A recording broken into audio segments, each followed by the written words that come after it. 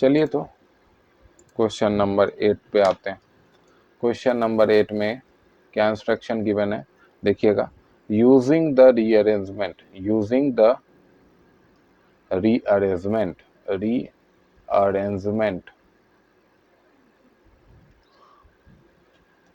property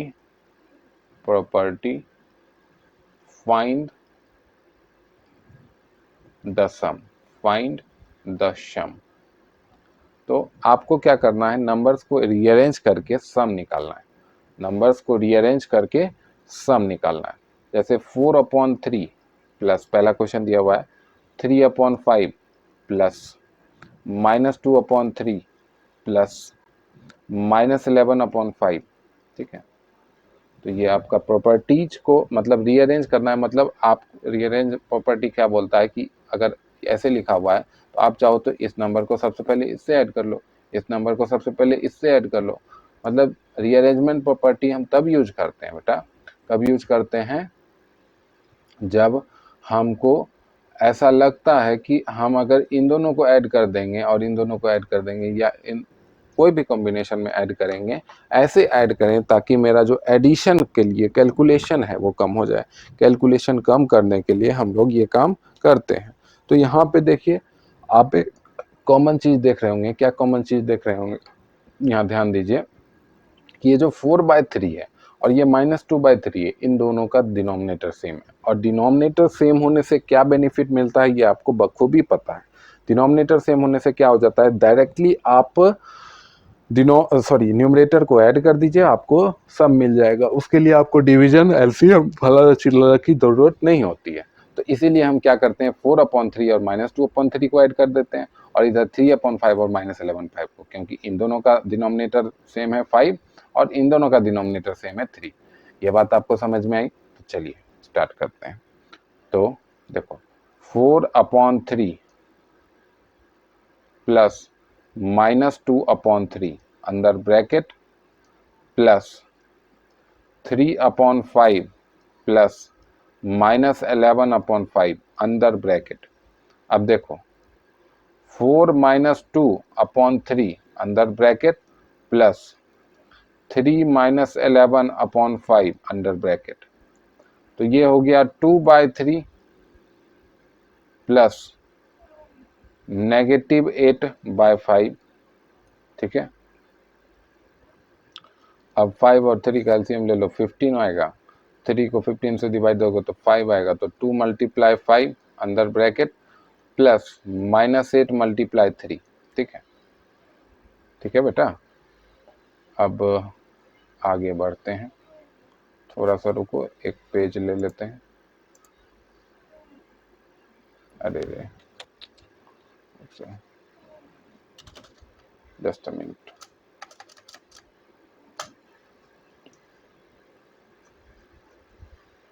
एक minute बेटा, चलिए आइए। तो ये यहाँ से आगे सॉल्व करते हैं। यहाँ 10 प्लस -24, ठीक है, अपॉन में 15। ठीक है, आगे देखिए 10 - 24 अपॉन 15। तो यहाँ पे क्या आ जाएगा, -14/15, -14/15। ठीक है, अब आगे ये जो है आपका आ गया इसका सम। ठीक है, देखा आपने कैसे हम लोग ने रीअरेंज किया। तो रीअरेंज करने से हमें क्या फायदा मिला, अगर इन दोनों को ऐड करते, इन दोनों को ऐड करते तो इनका एलसीएम, फिर इसको डिवाइड करके फिर मल्टीप्लाई करके, वो जो टास्क है वो मेरा सेव हो गया। तो यही फायदा होता है रीअरेंजमेंट प्रॉपर्टी का यूज करने के लिए। ठीक है, आगे भी चल के आप इस प्रॉपर्टी का यूज आगे के आने वाले क्लासेस में भी करिएगा। ठीक है, तो इसी तरीके से इसी का सेकंड क्वेश्चन भी देख लेते हैं। सेकंड क्वेश्चन में क्या बोल रखा है देखेंगे पहले। -8/3 प्लस -1/4 प्लस -11/6 प्लस 3/8। चलिए आंसर देखते हैं, है ना। चलिए तो ये देखिए ये 3, 6, 4, 8। सर यहाँ तो किसी भी दो रैशनल नंबर का डिनोमिनेटर सेम नहीं है, तो यहाँ क्या ही रीअरेंज करूँ मैं मानता हूँ वो बात कि रैशनल नंबर सेम नहीं है, लेकिन अगर आप एलसीएम अच्छे से समझे हो और बहुत प्रैक्टिस की है तो आपको समझ में आता होगा कि 3 और 6 को अगर एक साथ रखोगे तो उसका एलसीएम 6 आएगा, 4 और 8 को एक साथ रखोगे तो उसका एलसीएम 8 आएगा, है ना। ठीक है, और अगर 3 और 4 को करोगे तो फिर दोनों को मल्टीप्लाई करो 12 से, फिर डिवाइड करो फलाना चिलाना, है ना। तो इसीलिए यहाँ पे रीअरेंजमेंट किस आधार पे होगा, इसी आधार पे जो मैंने आपको अभी तुरंत बताया। ठीक है, तो -8/3 प्लस -11/6 इसको एक साथ रखे, प्लस -1/4 प्लस 3/8 इसको एक साथ रखें। ठीक है, अब देखो इसका एलसीएम 6 आ गया, 3 को ये डिवाइड देगा तो -8 मल्टीप्लाई 2 प्लस -11 प्लस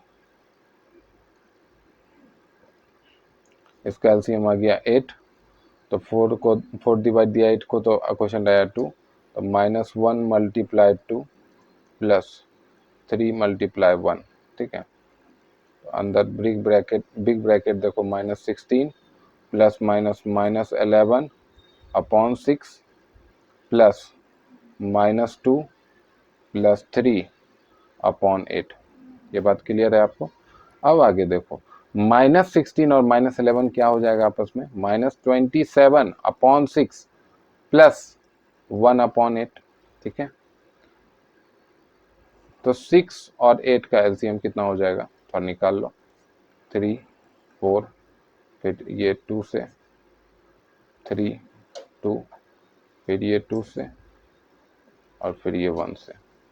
ठीक है, तो 2 मल्टीप्लाई 2 मल्टीप्लाई 2 8, 8 मल्टीप्लाई 3 24 हो गया इसका एलसीएम।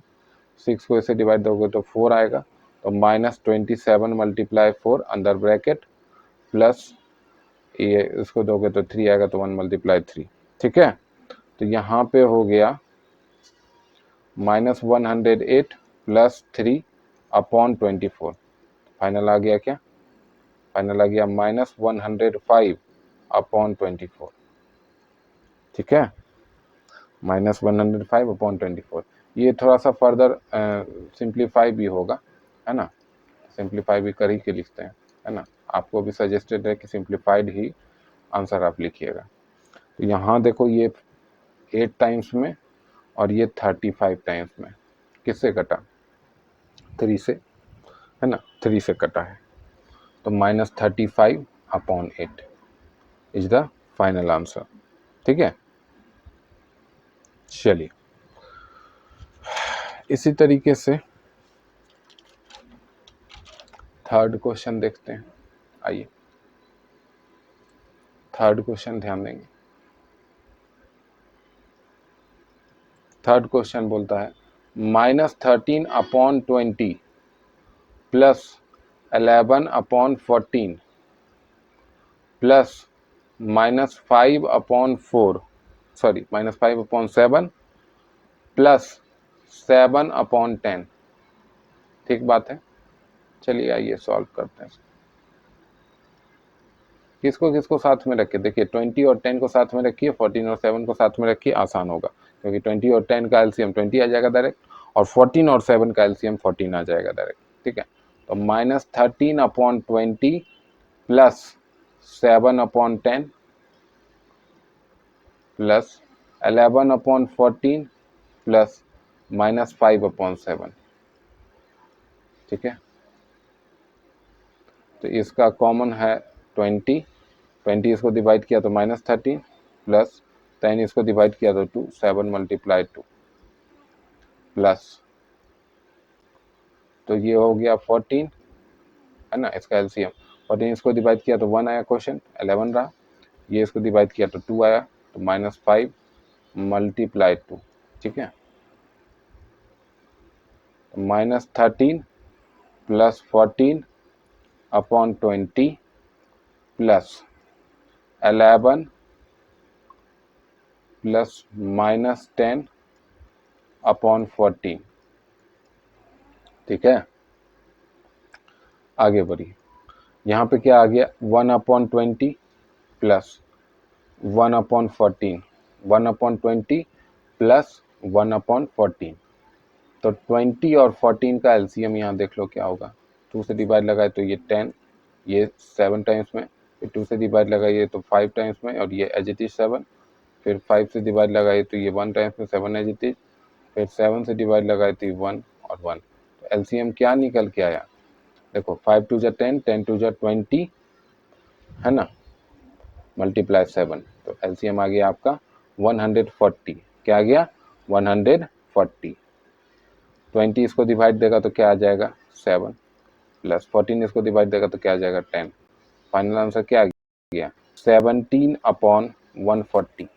17/140। ये इसको डिवाइड देगा फाइनली तो 1/20। फाइनल आंसर आएगा कितना, 1/20।